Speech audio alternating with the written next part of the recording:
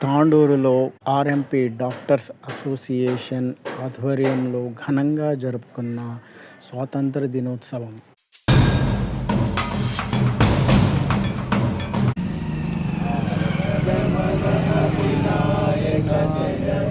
భారత భాగ్య విధాత పంజాబ్ సింధు గుజరాట మరాఠా ద్రావిడ ఉత్కల వంగ హిమాచల యమునా గంగా ఉజ్జల జలధి తరంగా తవ శుభ నామే జాగే తవ శుభ ఆశిష మాగే గాయే తవ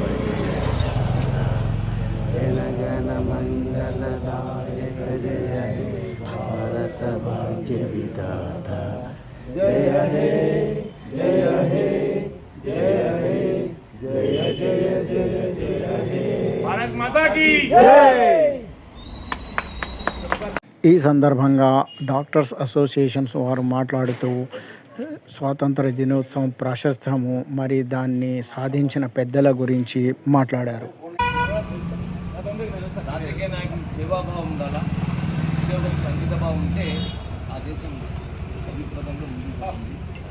కానీ అవి మూడు మనం పొరబడ్డాయి. యాక్చువల్గా చాలామందికి ఇండిపెండెన్స్ డే, రిపబ్లిక్ డే అంటే చాలామంది డిఫరెన్స్ తెలియదు.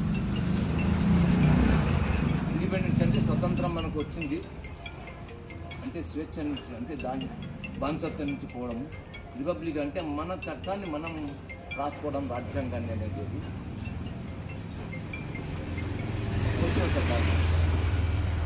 ఇప్పుడు మన దేశంలో ఆర్థిక స్వతంత్ర పొలాలు అందరూ రావాలని చెప్పి కోట్ల మంది పోరాడి లక్షల మంది ప్రాణాలు పోయి స్వతంత్రం వచ్చింది. కానీ ఆ స్వతంత్ర పొలాలు అనేది అందరికీ సమానంగా రాలేదు. ఎందుకంటే ఎగ్జాంపుల్, ఒక యజమానికి 5 మంది కొడుకుంటే 10 ఎకరాలు, తలా 2 ఎకరాలు వస్తుంది. ఈ దేశమంతా ఒక కుటుంబం. ఈ దేశ సంపద అందరికి సమానం కావాలని చెప్పి పోరాడారు, కానీ రావడం లేదు. ఆ శుభదినం అందరూ స్వేచ్ఛగా, ఆనందంగా, సుఖంగా, ఆరోగ్యంగా ఉండాలని, ఇంకా అభివృద్ధి పదంలో పోవాలని, ప్రపంచంలోనే మొట్టమొదటిగా మన భారతదేశం అభివృద్ధి చెందాలని చెప్పి అందరూ సమైక్యంగా, ఐకమత్యంగా, కుల మతరహితంగా. ఎందుకంటే లార్డ్ మౌంట్ బాటన్ పోయేటప్పుడు మీరు బానిసలు ఉంటేనే మీరు చట్టంగా ఉంటారు, మీకు స్వతంత్రం వస్తే కులతత్వం, మతతత్వం, ప్రాంతీయతత్వం, వేర్పాటువాదం, ఉగ్రవాదం, నక్సలిజం, ఆర్థిక అసమానతం, నష్టం వస్తుంది అని చెప్పారు. వాడు ఏం చెప్పారు, అది కరెక్ట్ అయింది.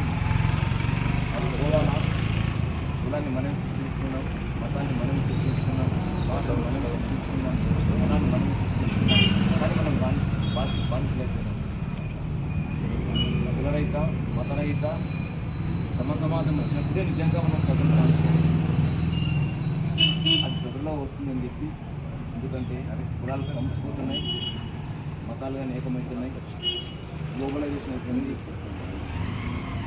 కమ్యూనికేషన్ పెరిగిపోయింది.